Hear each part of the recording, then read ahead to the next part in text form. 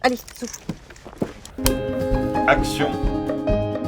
Claire Andrieux fait partie de ces gens qui se sont bâtis une carapace solide. De ces gens qui refusent de s'écrouler, même en cas de tempête. De ces gens sur qui l'on peut compter. Mais même les carapaces les plus solides peuvent se fissurer. Je suis trop couillonne des fois, je me filerais des beignes.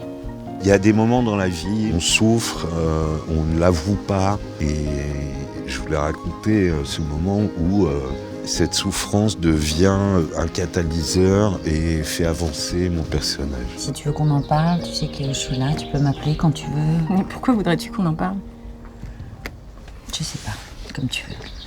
Ce projet est né d'un autre film qui s'appelle Les Châteaux de Sable. C'était l'histoire d'un couple et le personnage qui dynamitait un peu l'histoire, c'était ce personnage que je développe dans ce film-là qui s'appelle Claire Andrieux. On y va? On la tourne?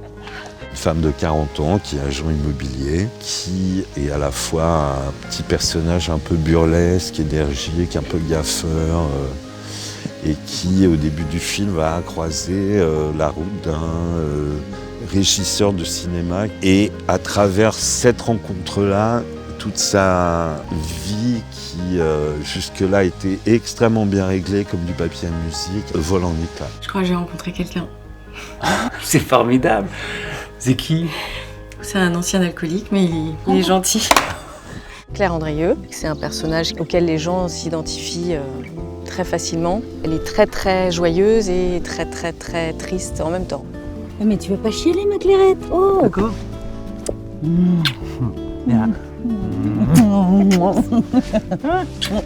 C'est un film particulier parce qu'on peut parler d'un film de troupe. Jeanne Rosa, Emma Decaune, Yannick Régnier, Michel Villermoz de la Comédie Française, Thomas VDB qui fait un formidable Bruno. Je crois que ça lui plaît. On est une famille, on est toujours un peu les uns les autres sur les projets des uns des autres.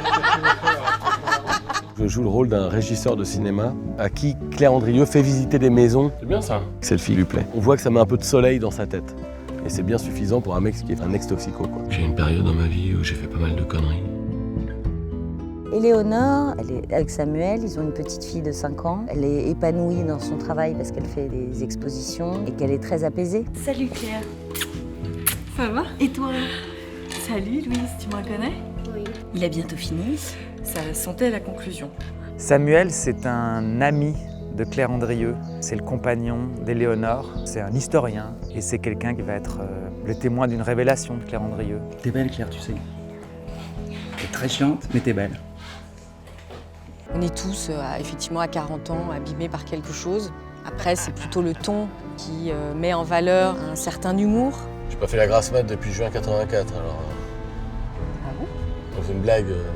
On a toujours travaillé sur un mélange de cocasserie et de dramatique. Et on parle de sentiments, on parle d'émotions, on parle de gens qui ont vécu des moments un peu compliqués dans leur vie.